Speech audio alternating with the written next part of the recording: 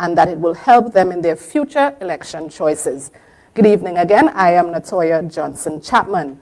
We are here tonight chatting with Dr. Faith Brebnor, Assemblyman for Belle Garden, Glamorgan, Secretary for the Division of Health, Wellness, Social Protection, and is the Deputy Chief Secretary of the Tobago House of Assembly. Good evening, Doc.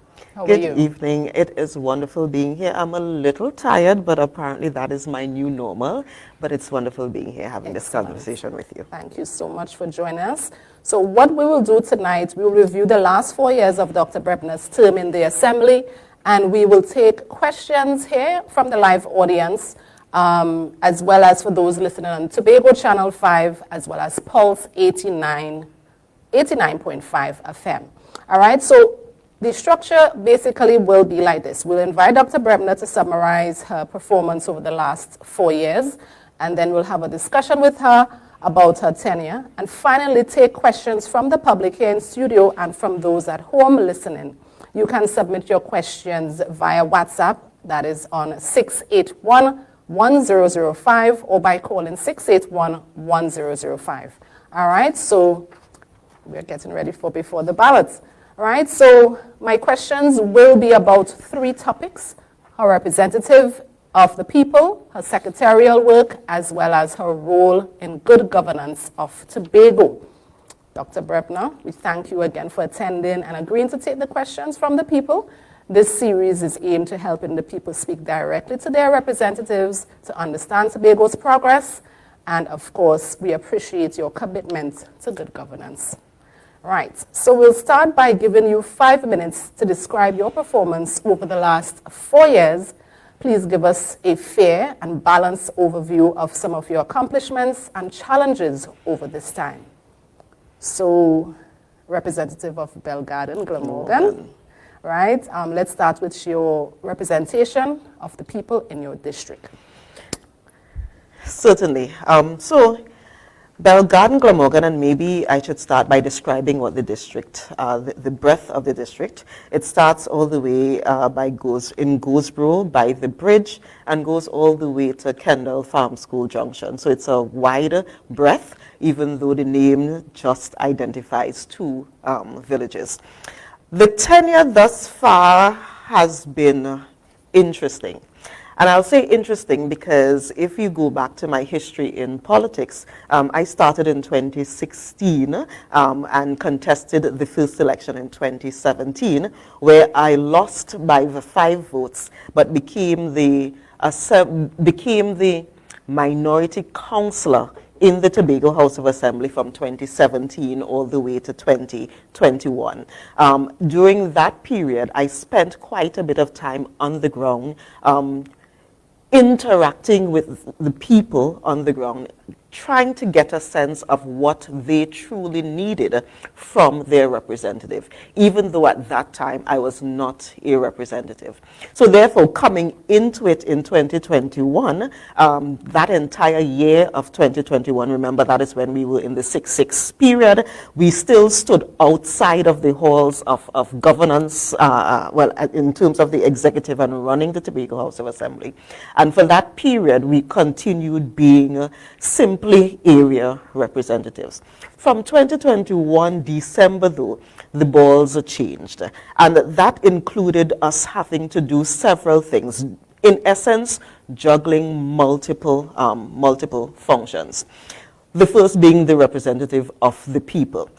That includes listening to them critically, and helping them to troubleshoot many of the things that may be simple, little things, but someone really just needs an opportunity to have a conversation with somebody asking, how do I do this? So I'll give an example.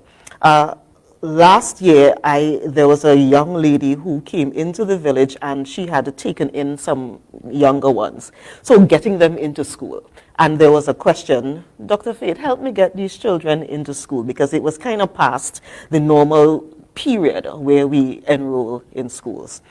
And that included having conversations with the secretary with responsibility for education, having conversations with the principal at the schools that we were looking at, and working out whether there was space, whether there wasn't space, how were we getting these school children their uniforms. That type of stuff is part of what the representation includes.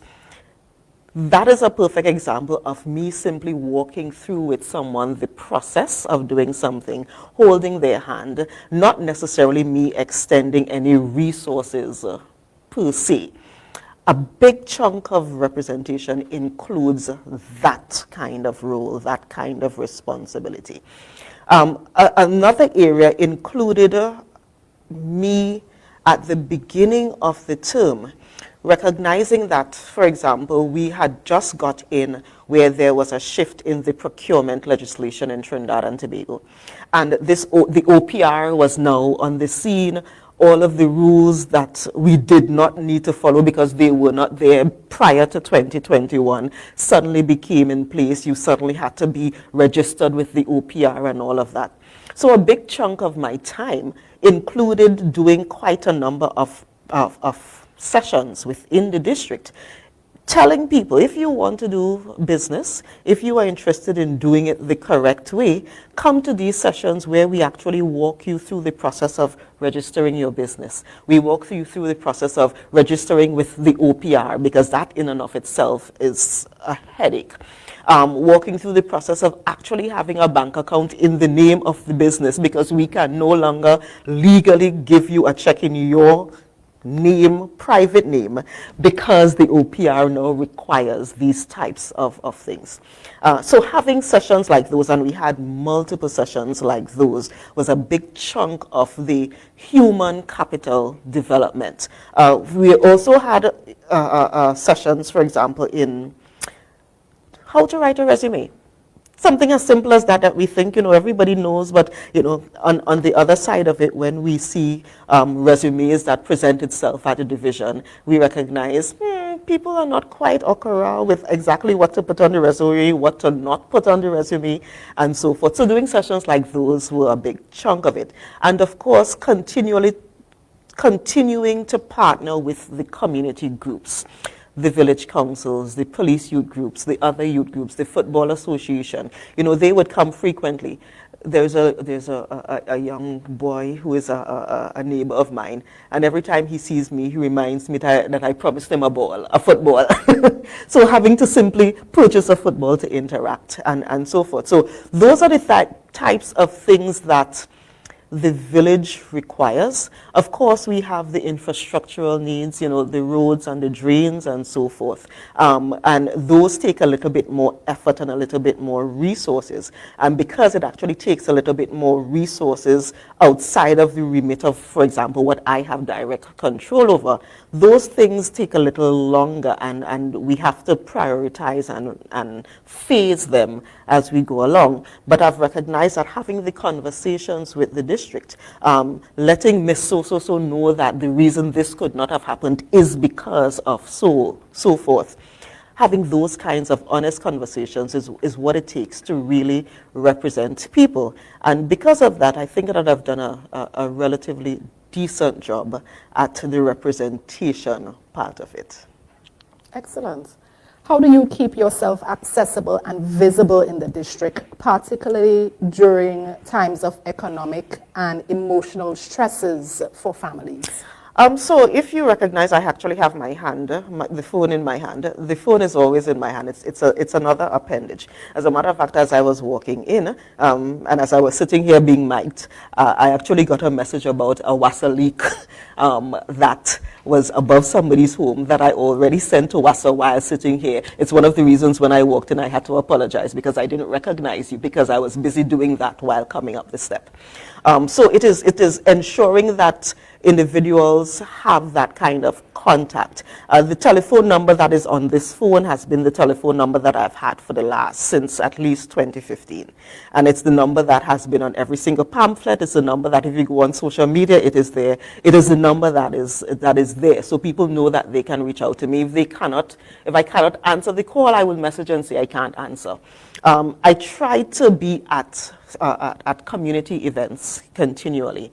And, I was in the podcast that I just launched, I was talking recently about the fact that in many instances, sitting at a funeral, simply trying to grieve with the family or with the community, that is where you get a lot of information, because they come to you and they whisper, remember so, I need so, and you're sitting there and you're trying to be respectful, but still trying to have the conversation with them as you go along.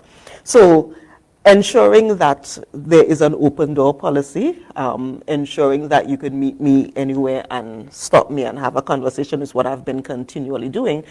And I think simply being honest about what I can and cannot do is one of the things that I have prided myself with. I'm not promising you something that I don't think I can deliver.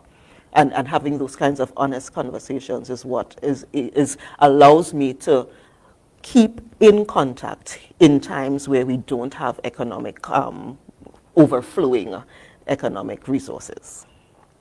Thank you. Many residents say the cost of living and job security remain major pressures, as we know here in Tobago. Yeah. What local initiatives did you champion that directly supported household resilience? So, we spoke about the projects that we were talking about before, because in my mind, one of the things we need to do is to ensure that groups of people can flourish outside of the Tobago House of Assembly being the only employer. We recognize that we do hold a large volume of the employment of the workforce right now, but my focus has been on creating businessmen and businesswomen in the community. And when we do that, we are able to build resilience. So there are people who come to me all the time, and I would segue into Secretary with Responsibility for Health, Wellness and Social Protection. They come all the time and they ask for employment.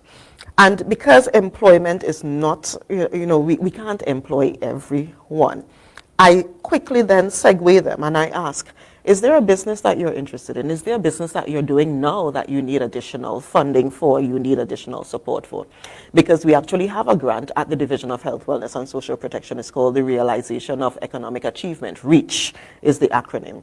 And where we can provide up to $15,000 in goods and services to a young and upcoming business person to help them. So that is something, somebody who is cooking and is doing catering, but they need those chafing pans, or they need to buy a stove, or they need to buy a chiller or something like that, we can provide that support to them. So whenever we have those conversations about employment, for example, I usually say, okay, well, I may not be able to employ you, but this is something else that you can look at. And there is a gateway to this that is almost a surer thing than me employing you. Let's work through that. Let's go through getting the business registered. Let's work through that so that you can provide that kind of support to your family. It's one of those difficult conversations that we continue to have, but we need to keep having them. Thank you. Could you share examples of how you adjusted policies, priorities after hearing resident feedback in walkabouts, clinics, or even village engagements? Yeah. So, when I came in and became the Secretary with Responsibility for Health, Wellness and the Social Protection component, we recognized that there were quite a number of social protection grants that were available, but the process for doing it or the criteria for getting them was a little difficult. So one of the first things that I did was shift, for example, what we did with the food card policy. Before, you were granted a single food card worth $500 per month for your family. Chatting with people and just interacting and going to the grocery myself, you're realizing that $500 isn't going to get you very far. So one of the first policies we shifted was the volume that you get based on the size of your family. So we changed the entire grant policy to include a ranking. So if you have one person in the family, you get this figure. If you have 2 or 3, you get this figure. If you have 5 or more, you get this figure, because we thought that that would be a better fit. And that came out of us really discussing with people, this really not working. We're thankful for the 500, but the 500 and feeding with 6 children kind of thing. And making those kinds of shifts. We did other similar types of shifts as well with the social protection grants that we provide for exactly that reason. Thank you. How do you work with community organizations, the churches, youth groups? I know you mentioned the Police Youth Club earlier, and even village councils to coordinate support programs.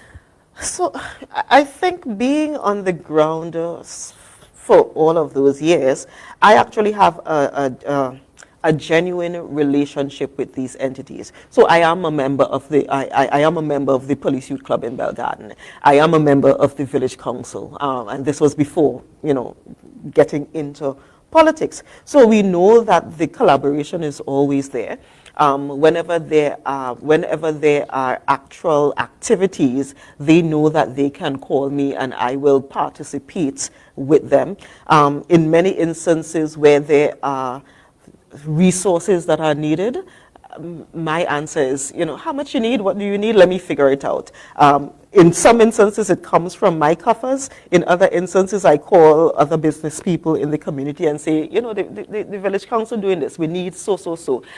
Can you work with me for us to get it? Even if I have to pay it over time, so that it is provided at the particular event. I also, part of what I do as a health educator is do health workshops continually. So they know that if they need any kind of health, so I do sexual health, preventing diabetes, all of those things, you can call me and that is what brings me the most joy. So I don't mind coming in and doing those lectures for you or helping you find the person, the right person who would provide the kind of support that you need in that regard. So those interactions are always a phone call or a message away, and we work together to figure out what is the resource that's needed, and let's figure out how to get it. Great. Belle Garden and Goodwood, of course, we're still in your area, right? Has a strong creative and cultural identity, right? Yes. What steps did you take to preserve, promote, and or strengthen this identity? Ooh, so you're giving me an opportunity to talk about PAN. So we have in my district, and I make no bones about it, two of the best steel bands on the island.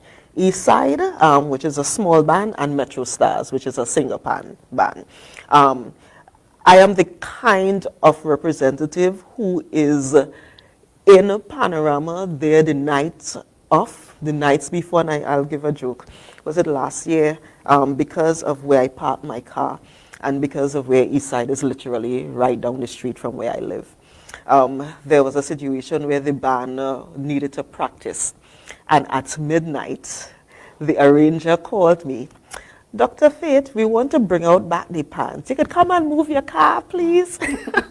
And the answer was, yeah, throw on back my clothes, went down, moved the car, and stood there with them and watched them practice, for the couple hours that they were there. And that is a normal thing for me when it comes to helping preserve the culture. I have actually found my way in South for PAN finals because I left whatever I had to do in Tobago and found my way in South because we had to be there. There was a point, maybe last year or the year before, where I was responsible for getting the goat to South. It didn't work out, but that may have been a good thing because one of the other bands brought on stage this big pot because they were planning to cook our goat as part of the pikong. So it was actually a good thing that we did not get the goat to South that because we ended up, it ended up working out well and we still won that year. So it's all part of the fun. It's all part of us ensuring that the things we are good at, we continue being good at them and working with the community to make that happen. Excellent. Thank you. Before the ballots, we'll return with Dr. Brebnor. Stay tuned.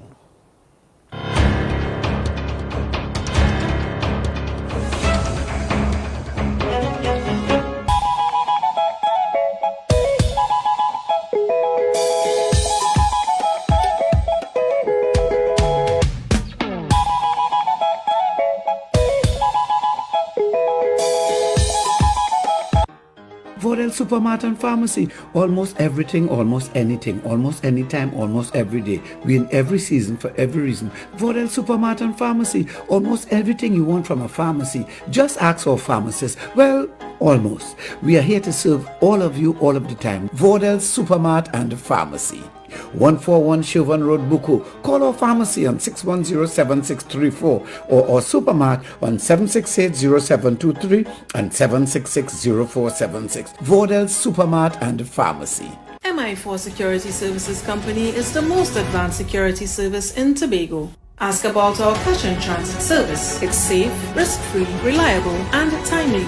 We provide safe banking delivery for all business types and sizes with highly trained staff, 24/7 monitoring, coordinated emergency response, and a well-maintained fleet of armored vehicles. Contact us at 660-7723 or visit our website at www.mi4securitytt.com to sign up today. For 10 years, Pulse 89.5 FM has been the beat that moves Tobago. From the latest hits to the voices of the community, we bring the island's rhythm to life.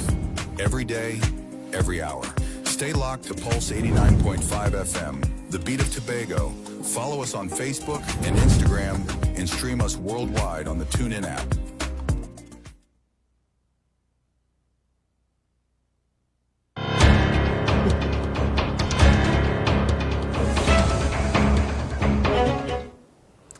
Welcome back. You're watching Before the Ballot, an Assembly Town Hall, and we are chatting with Dr. Faith Brebnor about her last 4 years in the Tobago House of Assembly.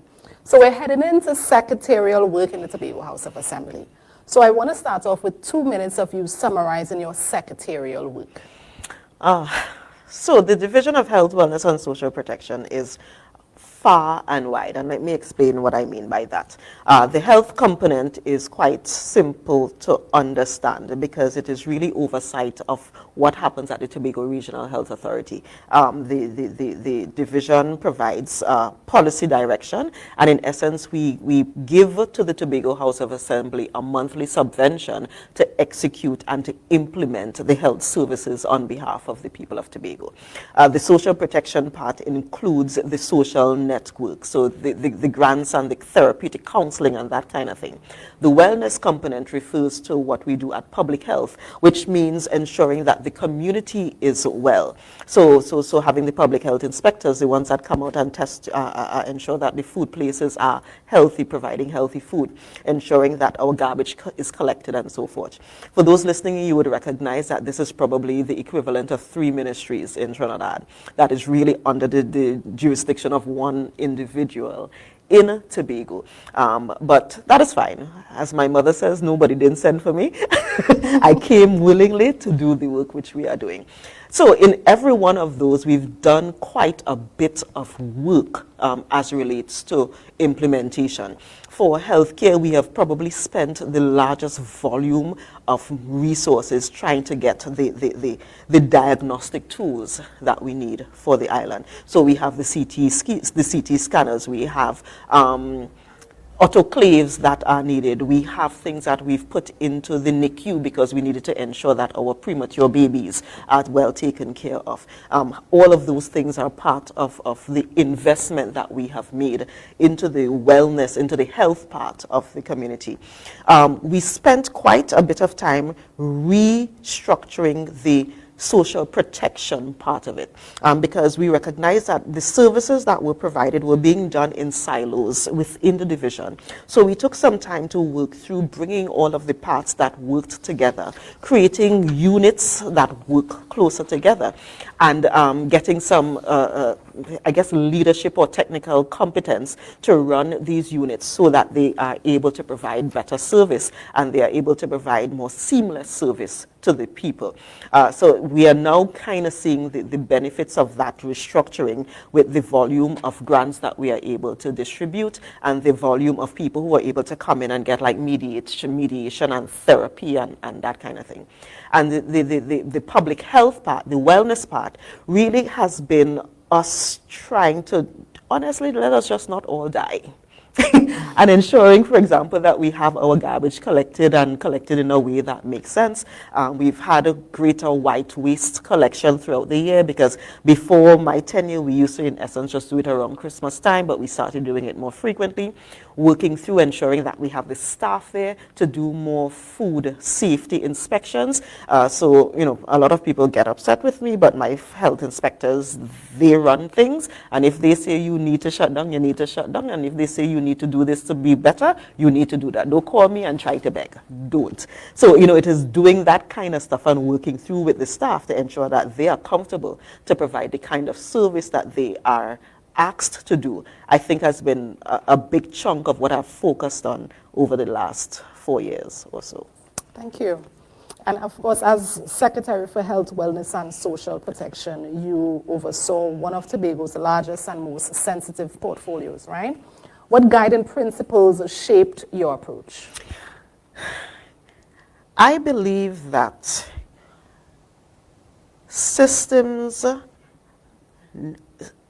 a systemic approach is what is required. So all of the parts, all of the players, all of the resources that are needed to make this thing work must be put in.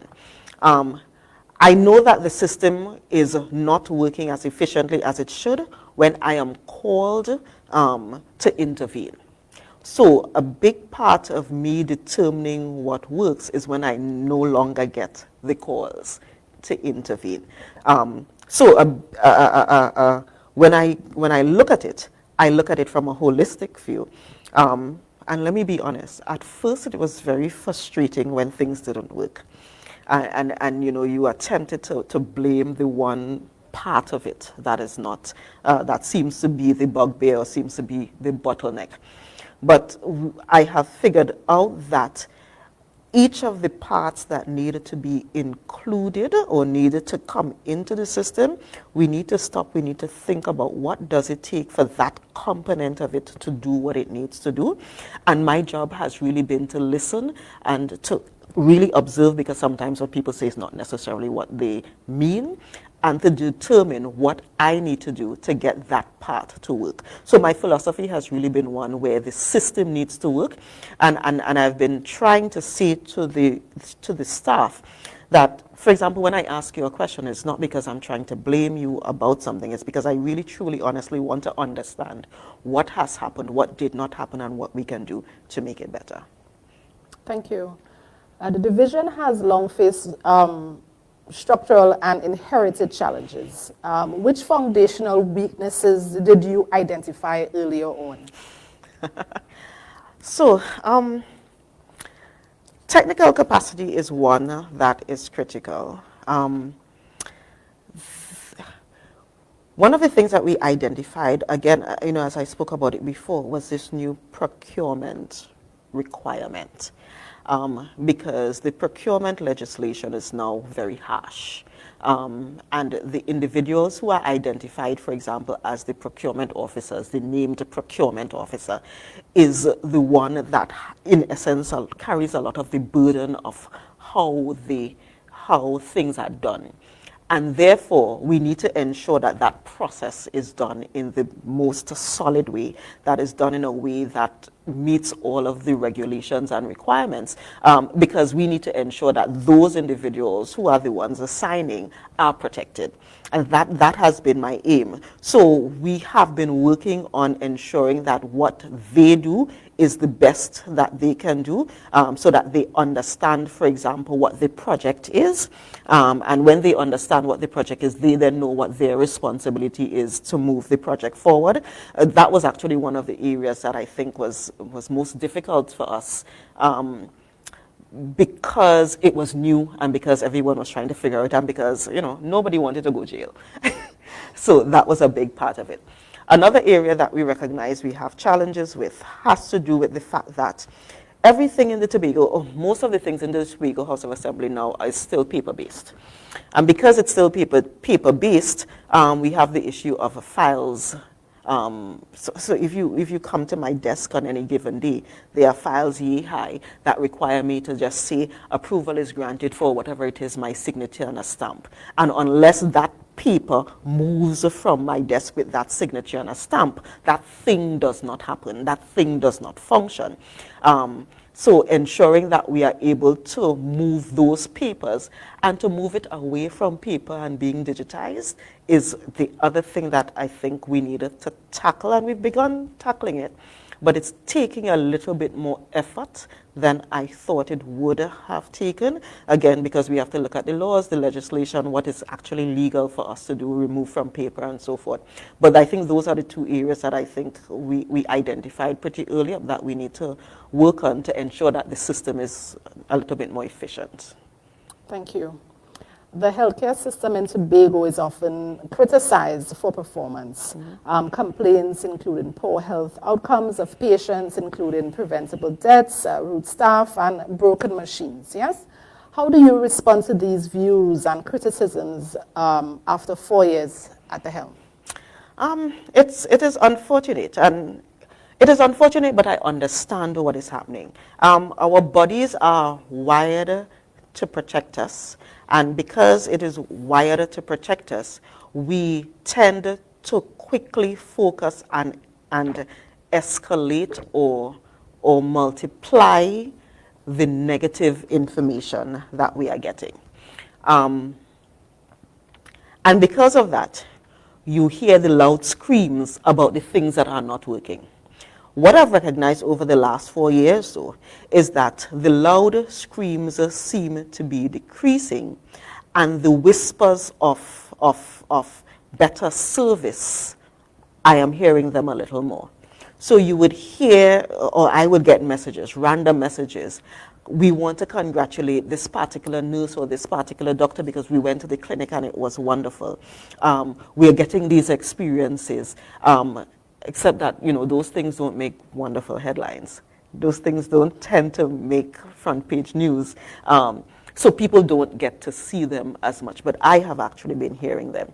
And I have been saying, particularly to the staff within the Tobago Regional Health Authority, you have, in essence, it might be the most difficult job, because what you do every day is literally changing somebody's life or can result in somebody's death. And I try to encourage them all the time, even in the middle of the negative noise that they may be hearing, that I personally see their good work.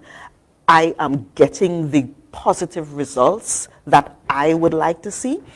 And for the things that are not working well, again, let's work through systematically. Why isn't this working well?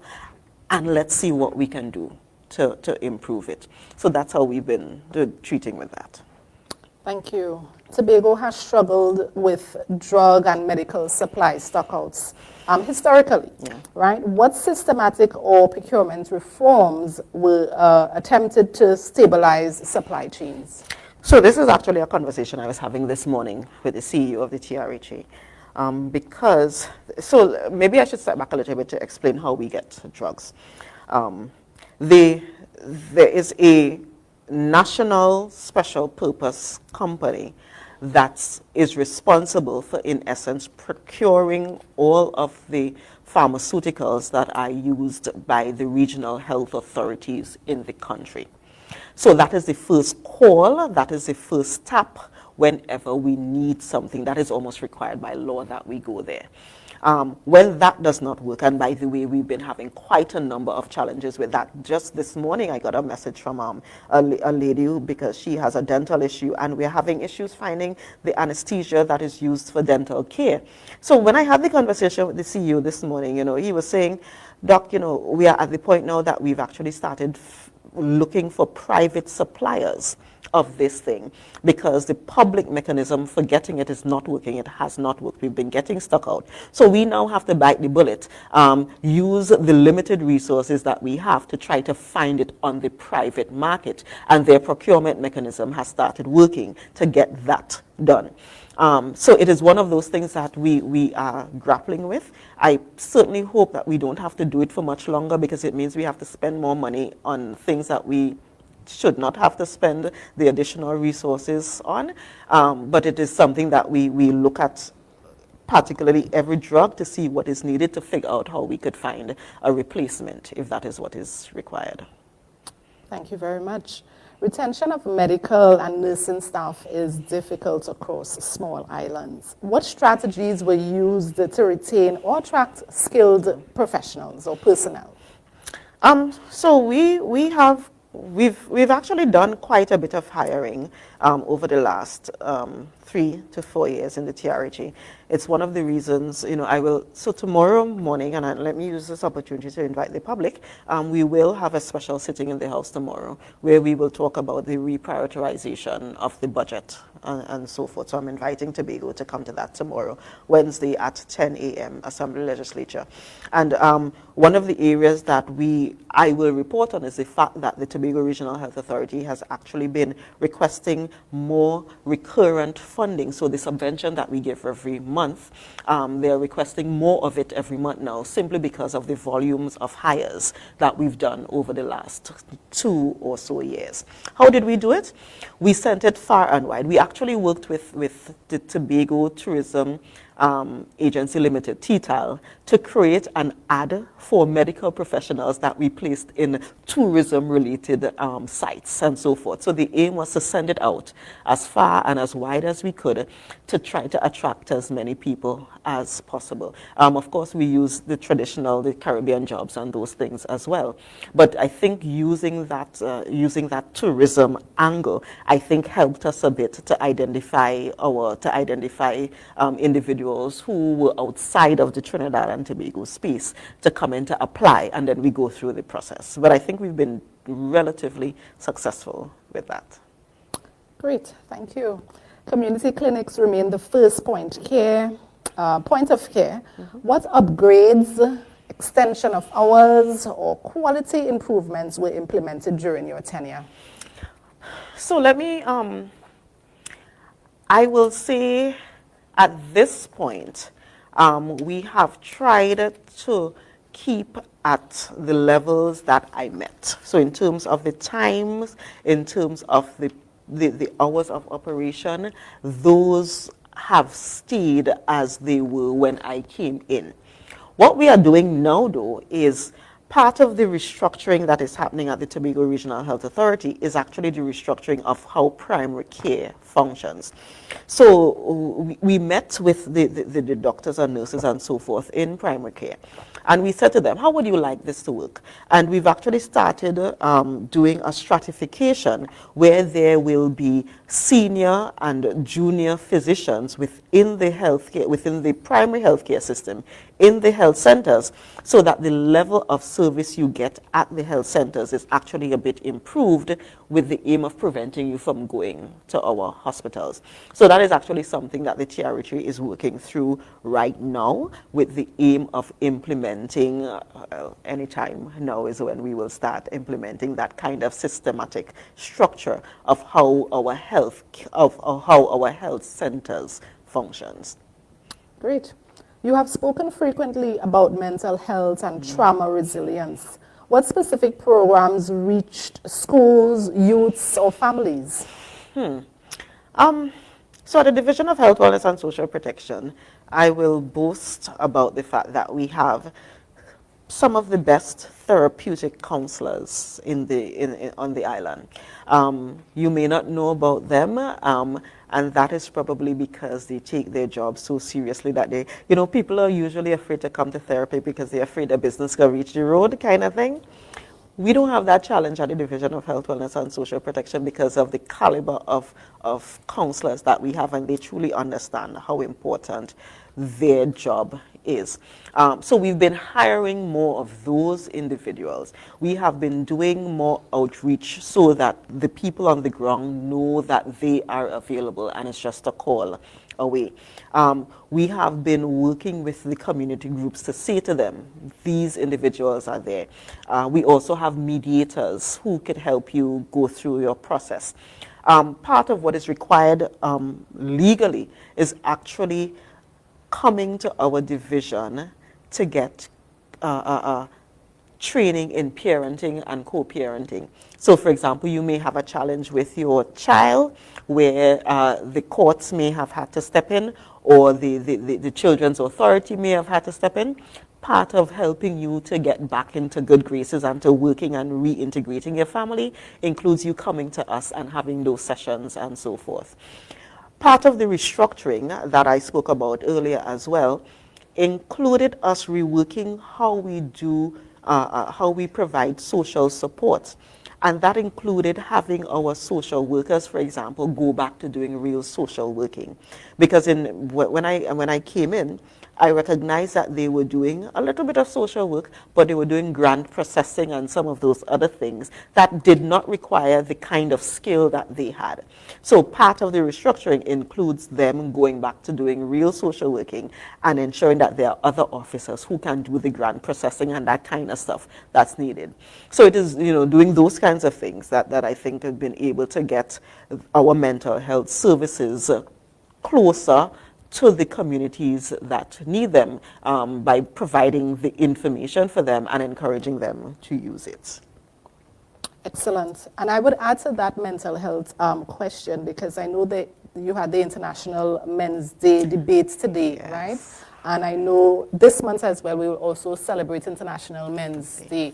A lot of men have been crying out regarding mental trauma. Is there anything being directed to men and that supports mentally? So we have the Blue Room that has been there for a while. This was an incarnation of a previous secretary that we continued because we saw the benefit of it and we saw how important it was. What I've been doing though is via our inclusion and diversity unit, which includes the gender unit within the division, we have actually been pushing out trying to get men to understand that the services that are available to them as well. So having those conversations, and as I said yesterday, the sitting was actually yesterday, where those young men did such a fantastic job representing the Tobago House of Assembly. As I said in my wrap-up, talked with them. We as individuals, every single one of us needs to think back at what we do to either protect or continually traumatize men. I am one of those who think that Trinidad and Tobago kind of followed the path internationally in a way that did not make sense for who we were. So for example, you hear internationally programs that are geared towards empowering women and girls. But in those countries where those programs are needed, the status of the girl or the woman was actually very different to the status of the girl or the woman in Trinidad and Tobago. So for us to take those programs and just do them here did not make sense. In fact, what we were doing was elevating women and girls and leaving our boys and men behind. And I think we have to actively determine or actively implement policies that reverse that kind of disproportionate attention that's been placed. So I have said even to my division, don't come to me with any girls and women program. Girls and women, we're fine, we're being taken care of, we are good, we are the ones who are at the health centers and at the hospitals and coming to the clinics and coming to the services. Let us implement or let us work with those groups that are targeting men. And I have actually made a commitment to provide the kind of support to those groups, and they have been coming, and we've been providing the kinds of support to encourage men to participate in these services that are available to them. Excellent, thank you. So before we head to the break, briefly, I want to include the elderly care and home assistance. How did your division address especially for these home assistants or for aging residents living alone? Yeah, so that has been one of the areas that has been kind of difficult to treat with. As part of our inclusion and diversity unit, we also have a aging unit, and that is part of that unit, that connection. And we have had to make some very difficult decisions because we've had to go into some of our homes for the aged and in essence shut some of them down, because when we went in and we did the assessments, they were not meeting basic requirements. When we do that, though, it means that we then have to find external support for the individuals who've been there. So coming out of those experiences very early up, we did, for example, last year, we did a caregivers training program where we asked anyone who was interested in caregiving to come to these sessions that we were running throughout the island, so that you know how to take care of Granny, so that you know how to help, if Granny needs to be moved, you know how to do it appropriately. If Granny has a stroke and if whatever is needed, that they would do that. Coming out of that program, though, we did an assessment of it. The other thing we did was actually implement a monitoring and evaluation unit and hired monitoring and evaluation officers at the division. And so we actually have people whose job is to see what we're doing to make sure that it is working. Coming out of that and coming out of the M&E report from that, we have then moved that program even further, where we hope to partner, and I will not say the name just yet because we haven't signed the paperwork just yet, where we will partner with one of the agencies that are doing education on the island to ensure that all of our caregivers are actually certified in a particular way. And we will then use that as a requirement, for example, to ensure that the people who are caregivers, the people who are out there doing it, have the requisite training to do what we are asking them to do. So this has been a rolling program. We are trying to work out the funding to provide more support to the elderly, but as you see, it's a balancing act that we need to do. So we are hoping that with this kind of training, for example, we could at least provide that kind of support to those who are doing the caring so that they can do a better job with the elderly. Okay, thank you. Remember, you can WhatsApp us at 681-1005 or call and give us your questions. This is Before the Ballot with Dr. Faith Brebnor. We take a short break.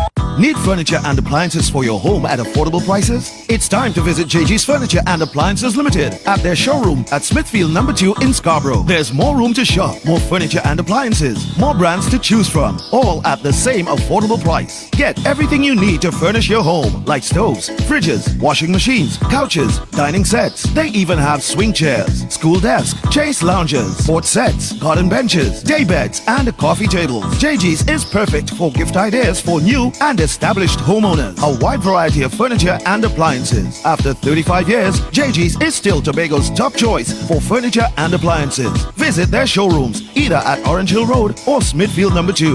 JG's, make your dream home come true.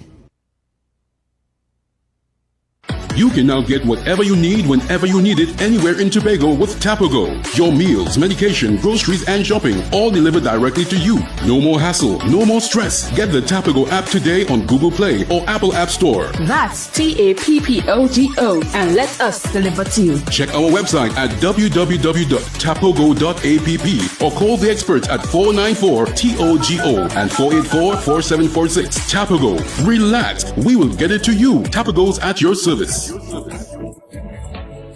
MI4 Security Services Company is the most advanced security service in Tobago. Ask about our cash and transit service. It's safe, risk-free, reliable, and timely.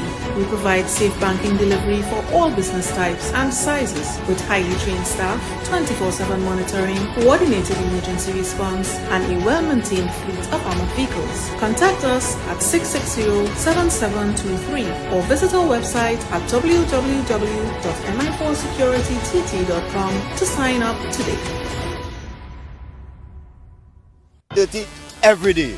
Foreign man says so. It informs me of what happens in Tobago. I find it to be so informative.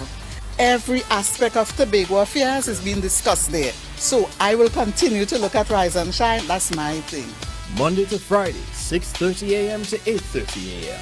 I love Rise and Shine.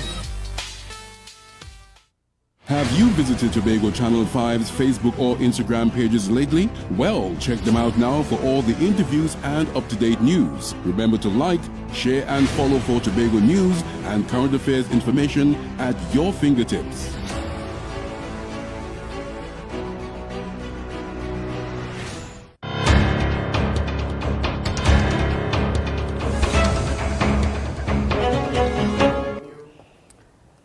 Welcome back. You're watching Before the Ballot, an Assembly Town Hall, here with Dr.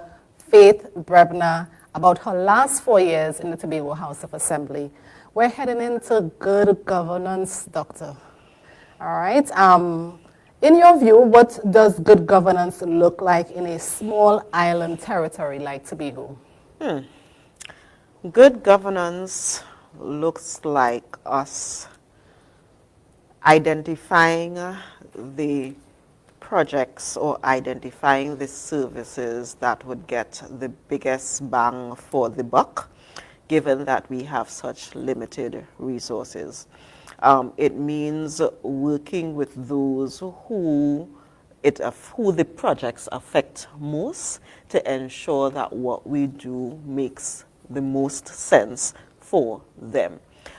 It also includes, and I'll use this as well, one of the administrators that I had in maybe year 2 or 3 said to me that there are quite a number of things happening in my mind that I need to figure out how to bring the implementers, the staff members, the public servants and so forth, bring them along so that they understand the vision. It also means doing the kind of training and doing the kind of interacting and the kind of consulting where those ideas can be translated and worked out in a way that it doesn't seem like we are doing what those who we are here to serve do not want. And in many instances, they may not even understand that they need what we are suggesting. And it may be a very difficult conversation to have, but it is one that we need to have to ensure that we are actually moving the island in the right direction. And to me, putting all of those parts together is what good governance means to me. Okay. Tobago politics has seen significant party realignment and internal shifts over the last 4 years.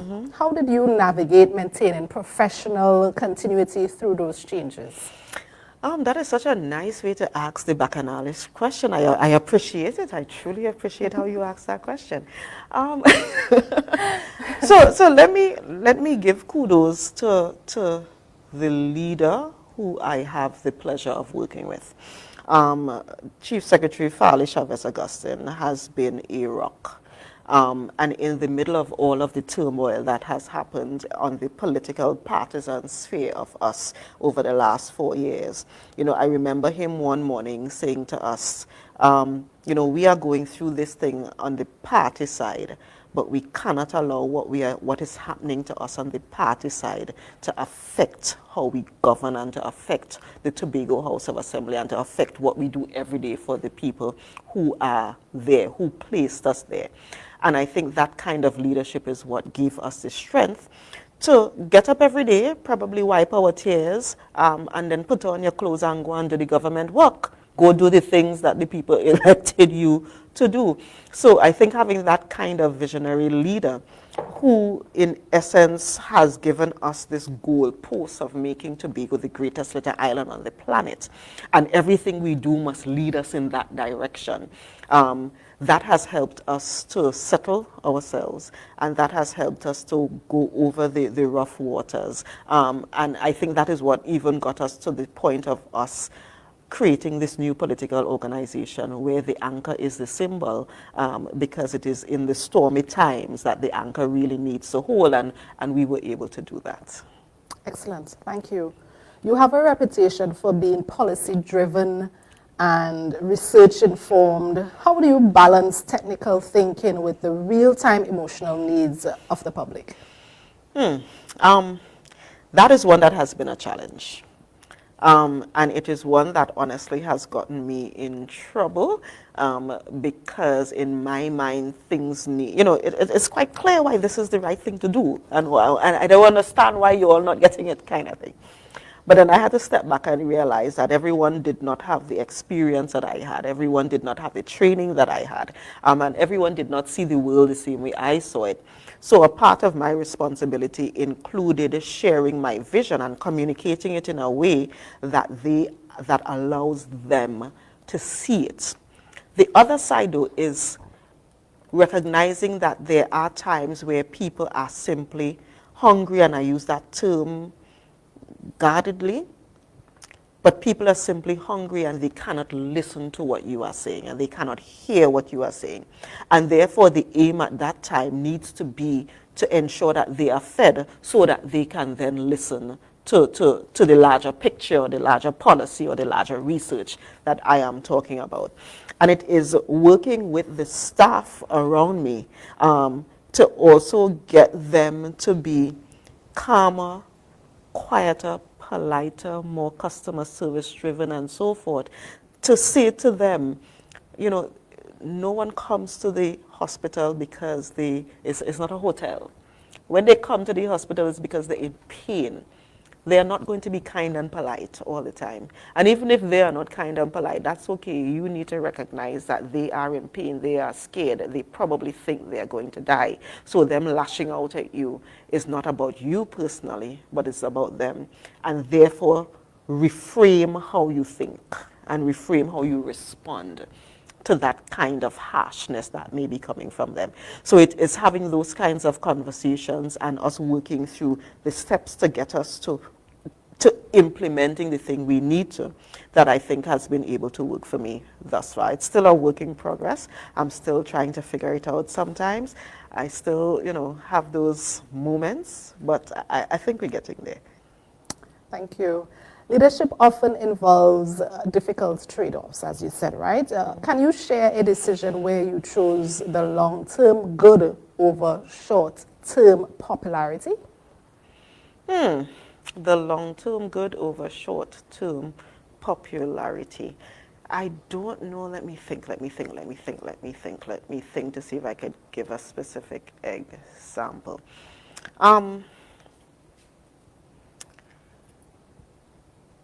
What happened to us during the political upheaval was one where we kind of decided to stand firm because it was the right thing to do.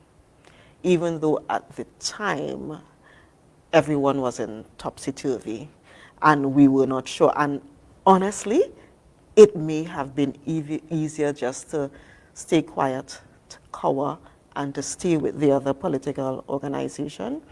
But we recognize that that may not have been the best thing for the island long term, and we recognize that we were literally going through a storm to get us through that. But I think the results that we've seen thus far is proof that we made the correct choice, and we are weathering the storm, and the seas are actually calming down a little bit. So I think that was one of them, where we made a really, really tough decision, and the potential could have been really bad, but God is good. Thank you. How do you evaluate your record of transparency and accountability to the public?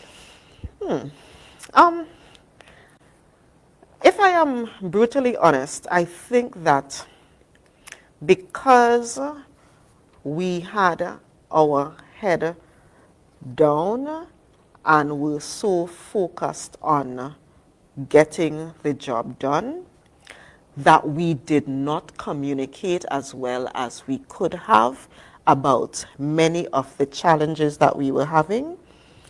And to be honest, I don't think we communicated many of the wins that we made as well, because we were so laser focused on getting the job done. So I think that is an area, because transparency means continual communicating, letting you know the things that you may not have even asked. I think we need to do a little better job at that, because there are some decisions, for example, that if we had taken the time to explain to the public why we had to make the decisions we had to make, the noise that we got in the public space would have probably lessened, because people know. And a problem is when there is no information that is filled with, in some instances, misinformation. So I think that having those conversations, we could have done a better job at that. Not that we didn't do what was required, not that we did not follow the rules and regulations, but we did not communicate it as well as we should have to the population. What do you believe is the role, or what do you believe is the role of truth-telling in political leadership? It is a difficult balancing act, because we have to realize every day that sometimes the truth is a difficult thing to hear, and the population that we are working with may not actually be ready to hear the raw truth of what it is. So we have to figure out how to not tell untruths, but how to present the truth in a way that is that the people who we are talking to can hear it, can listen to it, can understand what we are saying, and therefore work with us to make whatever it is better. That is a balancing act that I think we are figuring it out, but it is one that we grapple with all the time. How should the public evaluate your legacy in this term, in fair and realistic terms? So, are we looking at like a grading system, maybe? We could try that. Why did I suggest that? Now I have to go with it. So if I were to grade myself. On a scale from 1 to 10, 10 being, of course, the best. The best. I would, because I acknowledge our communication challenges, I think I would say maybe a 9. There are little things that are, like thorns that are annoying, that I think given time and given an understanding of how we are to work and how the systems work, we will deal with them. But I think that given all of the upheaval that we've been through, given all of what I call, it's a term that I've been using since the budget, tie-up money, meaning we've had so much opposition to some of the simple things that we were trying to do from what seemed like state agencies. Given all that we've come up against, the fact that we've been able to accomplish the things we have accomplished is, I think, needs to be commended. And I actually encourage my colleagues who sometimes, we all have those reflective times and we come down kind of hard on ourselves. I have to remind them, all you remember, police was running in my house. We experienced that, and in the middle of that, we were still able to do all of these things. So let's not be so harsh on ourselves. Considering what we came up against, I think we did a decent job. So I would say a 9 out of 10, knowing that there are a couple of things that we need to improve on. But I think given the opposition that we've come up against, we did a decent job. Okay, thank you. What is the most important governance lesson you would pass on to the next generation of leaders?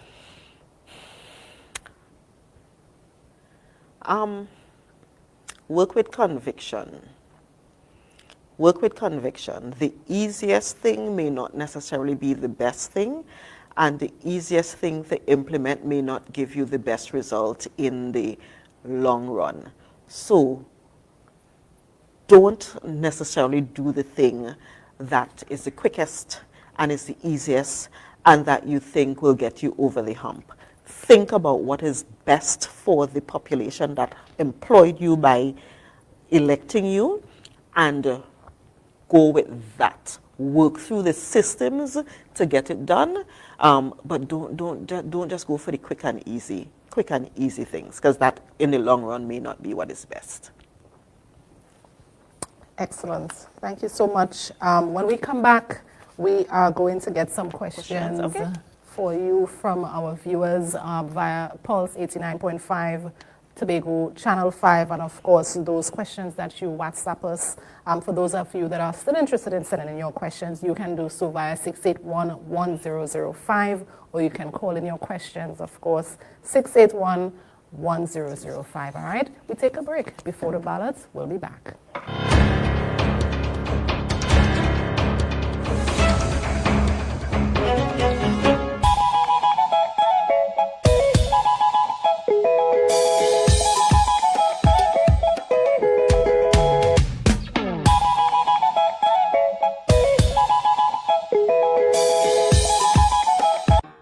Vodel Supermart and Pharmacy. Almost everything, almost anything, almost anytime, almost every day. We in every season for every reason. Vodel Supermart and Pharmacy. Almost everything you want from a pharmacy. Just ask our pharmacist. Well, almost. We are here to serve all of you all of the time. Vodel Supermart and Pharmacy.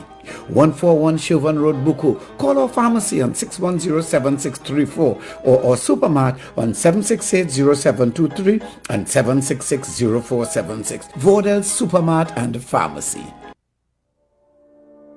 Escape to elegance at Le Chateau Suites Tobago. Gated privacy, breathtaking villas, unforgettable memories, where Caribbean dreams become reality.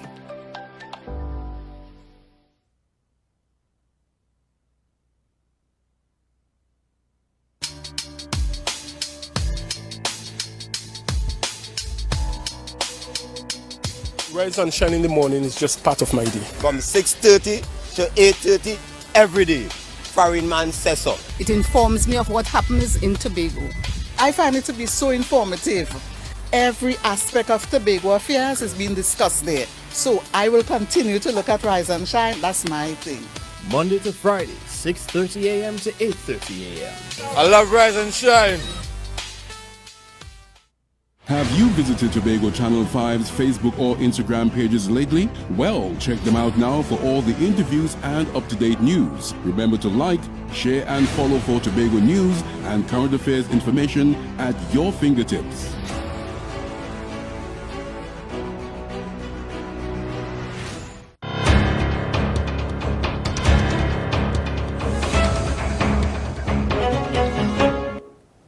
Welcome back to Before the Ballot with Dr. Faith Brebnor here, live at Tobago Channel 5, brought to you by the Tobago Civil Net and Tobago Channel 5. I'm Natoya Johnson-Chapman. If you're now joining us, we have been having a very healthy conversation and discussion with Dr.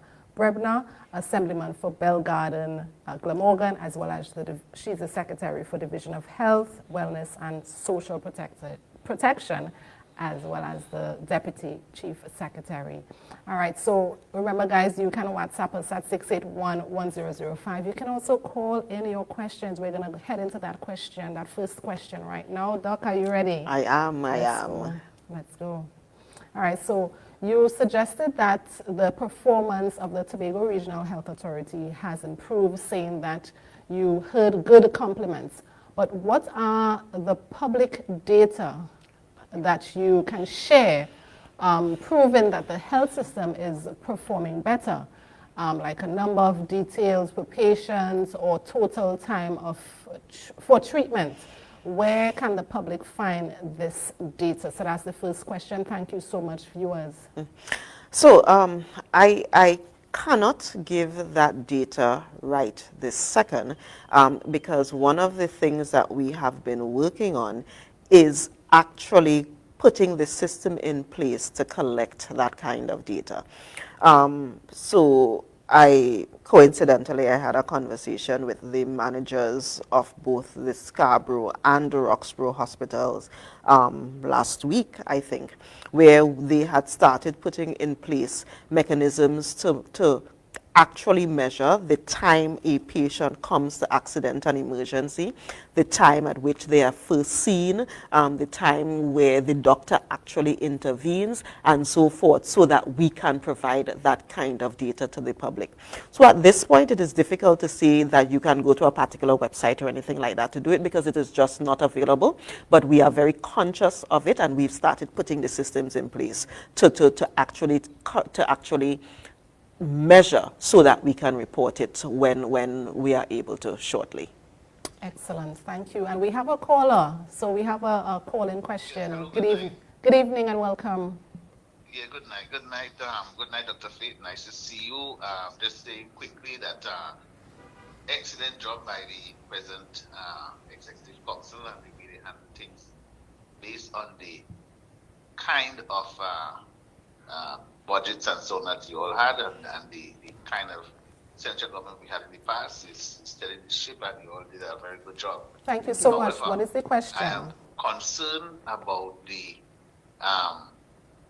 garbage situation on the island going forward. I believe a better job can be done in terms of where the garbage are put in the villages. I think we need the department or the division to do a more tighten up more on the garbage situation in terms of where garbage is placed in the villages and where the trucks coming around, not coming around many times on time, and the dogs are doing a really terrible job in the villages every night about the garbage. So we need to look at that. I'm also concerned about some of the THE workers. I don't think they're giving value for money, some of them. I'm not blaming any of the assembly members, but the foremen and the supervisors need to do a much better job with the workers in terms of how some of the streets and the drains, the slipper drains and so on is being cleaned with the amount of slush growing grass and being cleaned effectively. That's one of my concerns in terms of our working ethics on the island from the workers' standpoint. Thank you so much, caller. But other than that, governance of the island has been excellent in the last 4 years, and we look forward to another 4 years with the TPP in office. Thank you so much, caller. Have a good evening. Thank you. And two very important points. One of the things that I stress on, and I'll start with the last one first, is truly the productivity that happens, and it has been an issue that we are trying to work through, actually getting employees to do the job that you've hired them to do. Again, I go back to the systemic approach and trying to figure out what is preventing a foreman, for example, from being able to say to a member of staff, this is what you need to do, this is how you need to improve it, but it's something that we are working through. The question about garbage is one that's critical, because it is one that I think I need to spend a little time clearing up. Currently, the Division of Health, Wellness and Social Protection actually pays garbage trucks to come and pick up your garbage in front of your house. So the communal receptacles is actually one of the things that we have been moving away from, because we recognize that when the communal receptacles, meaning the community bins, are there, if it is not directly in front of somebody's house, then everybody, even from the villages who are not where the bin is, come, they just throw their garbage into it, and then it becomes an eyesore. When the garbage trucks come, they pick up the garbage, but they are not responsible for cleaning the bins and so forth. So then that becomes a problem. What we actually pay them to do is to pick up garbage from in front of every house. So what we are asking the public to do is to ensure that your garbage receptacles are actually wholesome, proper bins. So if you are just putting out your garbage in a garbage bag that the dogs can get to, we are asking you to, invest in a proper bin so that when the garbage truck comes, the garbage truck can now pick up your bin, empty it, and the area stays clean. We are working through some of the areas where it is difficult for the garbage truck to get to. We have also been encouraging, and I say encouraging, there are areas where community groups have actually come together to create bins themselves, communal bins, and they actually put tiles on them and nice doors and that kind of stuff. And we have no challenge with that, as long as the group also takes responsibility for ensuring that around it stays clean, because that's usually where the problem comes in, that nobody thinks it is their responsibility, and therefore it now becomes a health hazard. So we're encouraging people, keep your garbage right in front of your house, get a proper bin so that the garbage truck comes, picks it up, and then you can remove your bin and keep the area right in front of you clean, because there's a level of personal responsibility that we definitely need to get back to when it comes to keeping our areas clean. Excellent, thank you. We have another question. The Prime Minister presented the revitalization plan for Trinidad and Tobago but excluded Tobago. When will we see the Tobago revitalization plan, and what will it include? That's a very, very good question. And the fact that what was presented in Port of Spain, I think it was earlier this week or maybe last week, did not include Tobago is actually testament to the concept of the government of Trinidad and Tobago finally respecting the Tobago House of Assembly.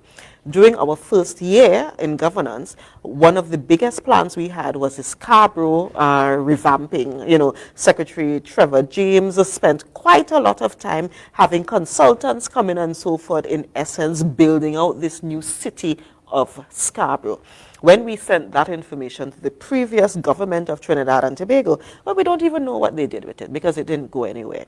What the current government has basically said to us is, we are going ahead with doing Trinidad, but we will work with you to ensure that what you as the government of Tobago sees as the plans for Tobago will be implemented. And that includes the city of Scarborough. That includes the other big plans that we have. So it's not that we have been excluded. We had to come together now, finally, to be able to say this is how we are going to move together collectively. Excellent, thank you. Do we have another question?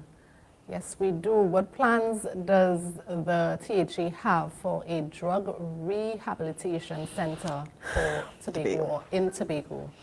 Yeah, so that is actually one of the areas that has been a sore point in the 4 years that we've been here. There was a residential drug rehabilitation center that was up the fort some time ago, and that was actually shut down previous to my incarnation. And as a matter of fact, the building was actually converted into a COVID ICU during the COVID period.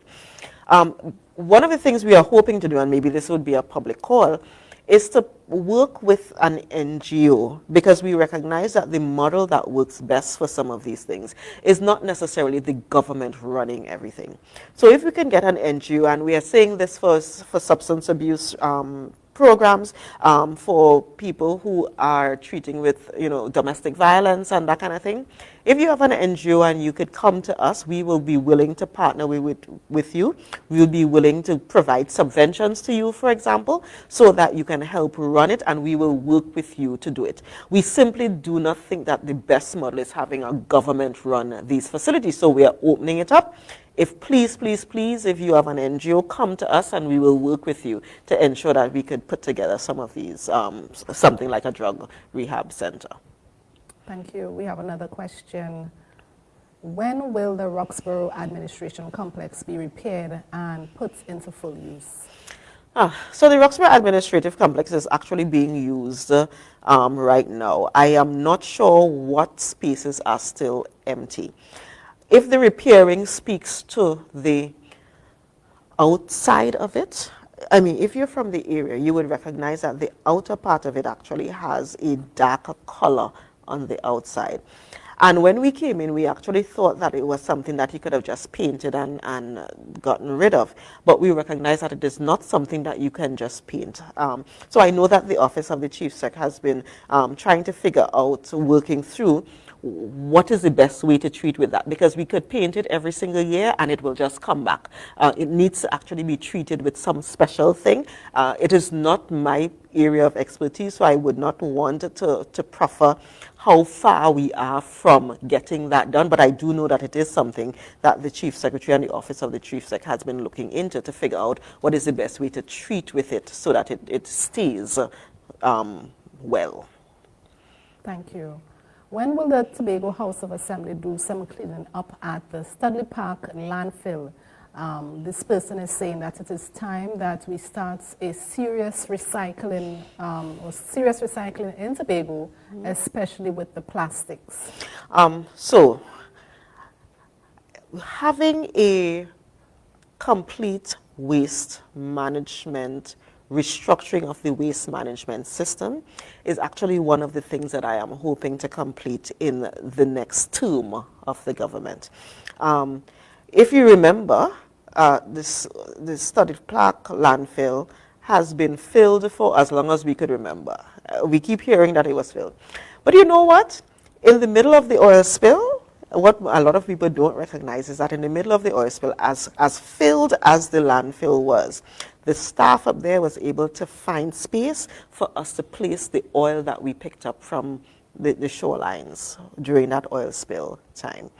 What should have happened is that there should have been an external entity responsible for moving the oil from there and getting rid of it somehow.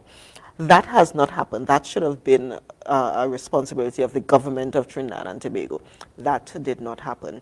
But we are actually hoping, and I do agree with the person who sent in that question, that we do need to spend a little bit of time rethinking how we do waste management generally and having recycling and so forth.